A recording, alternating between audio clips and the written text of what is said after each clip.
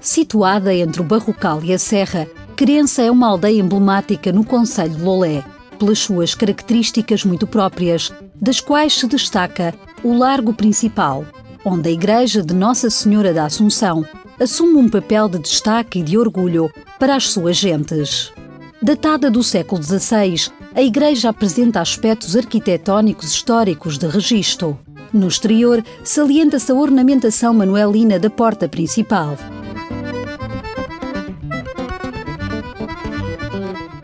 No interior, é também referência à pia batismal do período manuelino.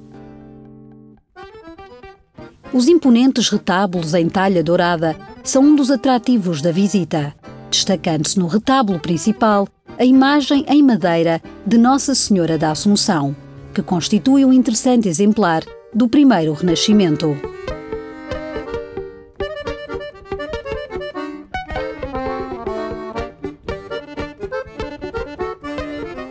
A recente requalificação do Largo Principal dotou-o de algumas obras artísticas contemporâneas, que convivem bem com o espaço e com outros monumentos, como o Cruzeiro em Cantaria, um dos raros exemplares no Algarve, provavelmente do século XVI.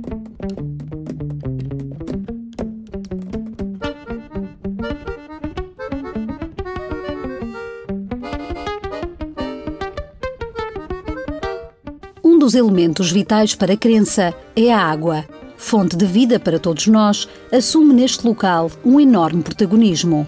Com uma vasta área integrada na Rede Natura 2000 e as inúmeras fontes de água potável, Querença é uma zona excelente para percursos em contacto com a natureza, constituindo o sítio classificado da Fonte Benémola um dos tesouros naturais a descobrir.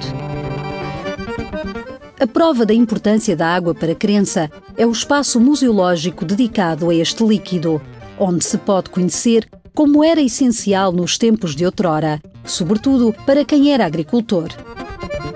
As levadas eram o sistema de rega tradicional, onde a força da água e a gravidade, aliadas ao engenho do homem, permitiam a rega em grandes extensões, conforme recorda Carlos Faísca. Pronto, as levadas eram um chamado açude, que era uma represa que se fazia na ribeira para elevar um bocado a água da ribeira, e depois era canalizada por uma levada pelo sistema de regadio junto à ribeira das hortas, que depois era regado manualmente, com uma enxada, gerindo a água de setor em setor. Era a forma de utilizar a água da ribeira de uma forma gratuita, não é? Para Carlos Faísca, tirar o melhor proveito do que a terra lhe dá é um dos objetivos da sua empresa, dedicada à produção de licores e de compotas tradicionais. Baseados nos produtos locais, como a alfarroba, o figo ou as ervas aromáticas, são aqui produzidos licores e compotas com sabores genuínos.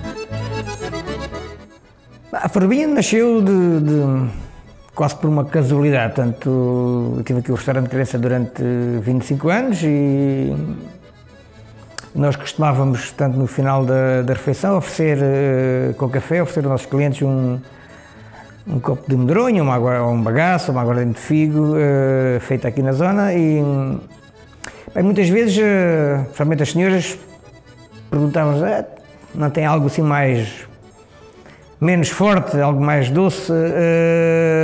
E comecei a fazer licores por brincadeira, fazia 10 ou 15 litros de licor para oferecer aos clientes no final da refeição, era esse o único objetivo, não havia objetivos comerciais. E foram os clientes que nos diziam, se desculpe, mas é assim, nós não saímos daqui sem uma garrafinha deste licor. E entretanto comecei a fazer mais alguma quantidade, para já contando que as pessoas me iriam pedir alguns licores para levar.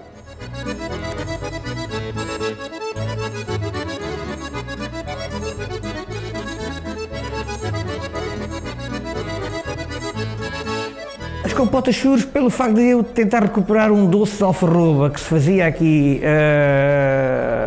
há uns anos atrás, principalmente na altura da guerra, em que havia escassez de açúcar, e como a alfarroba tem 40% de açúcar, e as pessoas locais faziam um doce à base do açúcar da alfarroba para substituir o açúcar nos bolos, no café.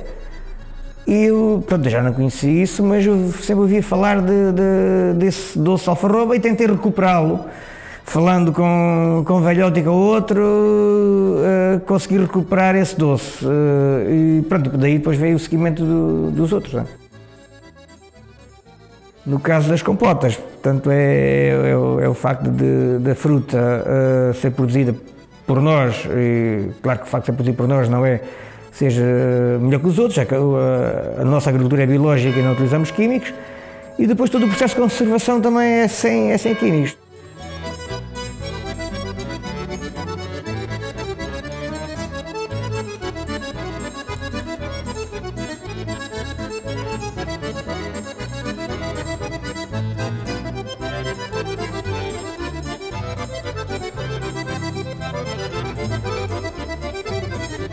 Mantendo o lado típico da terra, a Dona Jesus é uma cozinheira de mão cheia, que se diverte de roda do fogão.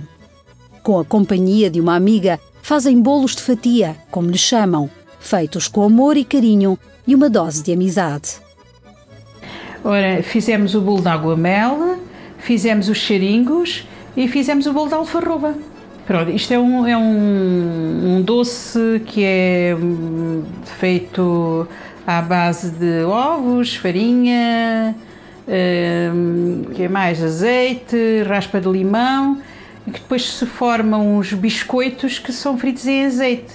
É muito típico aqui de Crença. Geralmente são feitos na altura do Natal, mas nem só, em qualquer época do ano também se podem fazer. Pois o bolo de alfarroba é um bolo que é feito como o nome indica, com farinha de alfarroba, com mel, com azeite, com farinha, com açúcar. Basicamente são esses os ingredientes.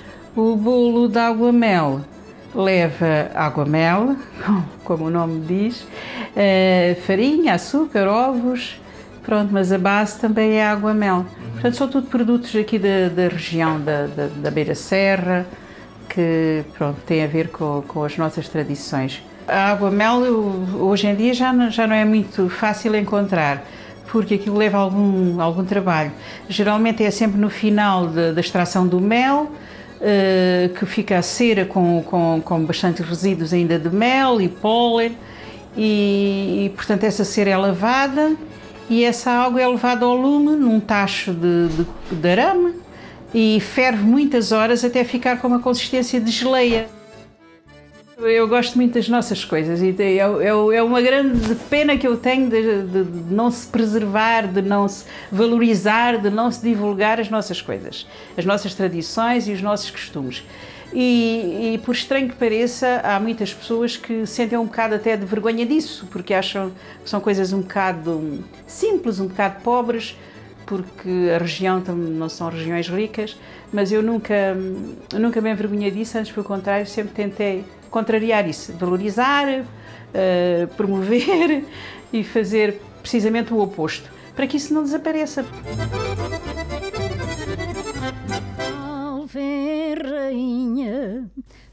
O lado tradicional é mantido também pela Dona Filipa, uma artesã dotada na criação de bonecos de pano, carinhosamente trabalhados em todo o pormenor e inspirados nos ofícios locais. Faço-os a rigor na vida como eu conhecia, a amassar o pão, com o ventalinho, com o lenço. Pronto, faço com as atividades que eu conhecia. E conheci desde criança. Pois. Tenho alguns que eu já se não ver, mas que eu conheço. E então faço. Desde as velhinhas com a lenha debaixo do braço, com os velhotes a serrar a lenha, a eira, tudo que pertence à eira, com os homens a limpar, como era antigamente. Faço isso. Trabalho com as chitas, o riscado, o pano cru, as flanelas, procuro esses tecidos antigos que raramente já se encontra, e depois já há pessoas que têm guardado e me vêm oferecer, olha, isto tinha eu de há tantos anos, e oferecem-me, e vou fazendo.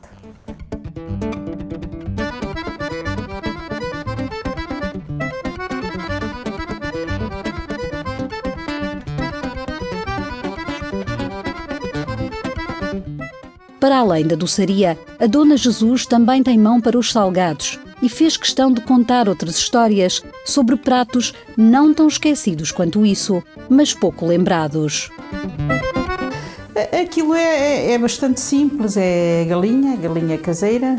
Ela era cozida aos bocados, com um ramo de salsa, um bocado de chouriça, um dentinho de alho, uma cebola, folha de louro, um tomatinho, e depois esse caldo era aproveitado para fazer ou uma canja ou um arroz seco para acompanhar a galinha. Não se devia deixar cozer demasiado, porque ela depois ia ser alourada em azeite, um bocadinho de banha de porco, com alho, cebola, e aí que lhe damos depois a forma do cerejar, será esse alourar.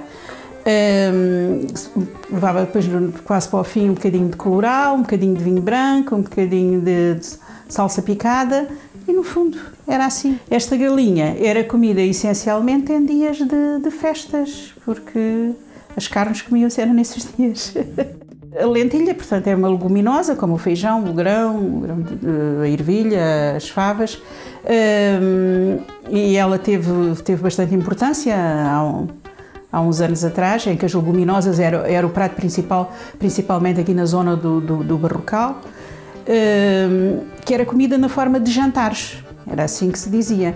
Portanto, os jantares eram um prato único, em que, portanto, comia-se aquela refeição, era seco, portanto, tinha pouco caldo, tinha sempre carne de porco a acompanhar, ou um bocadinho de carne magra, ou carne gorda, como as pessoas diziam, mas havia sempre chouriça, portanto, conforme a fartura que havia ou não na casa.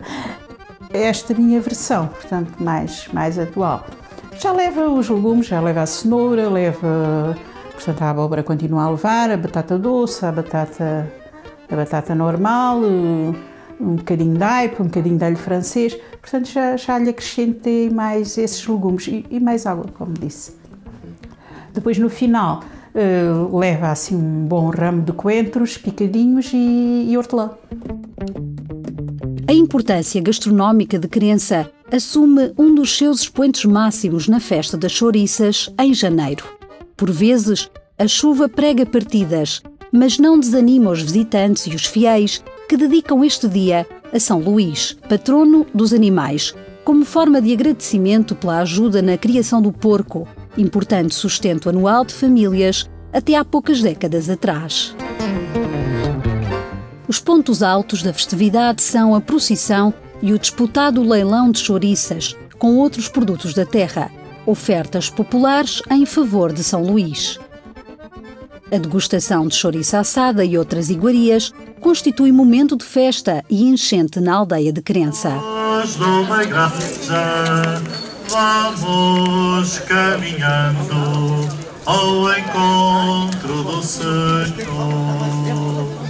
juntos como irmãos, membros de uma igreja, vamos caminhando ao encontro do Senhor. Ave Maria, cheia de graça, o Senhor. À praia abaixo, barquinho à vela, vá de banda carola, banda, vá de banda carola, olé. Já sei cantar a espanhola, cara linda, mira usted. Vá de banda carola, banda, vá de banda carola, olé. Já sei cantar a espanhola, cara linda, mira usted.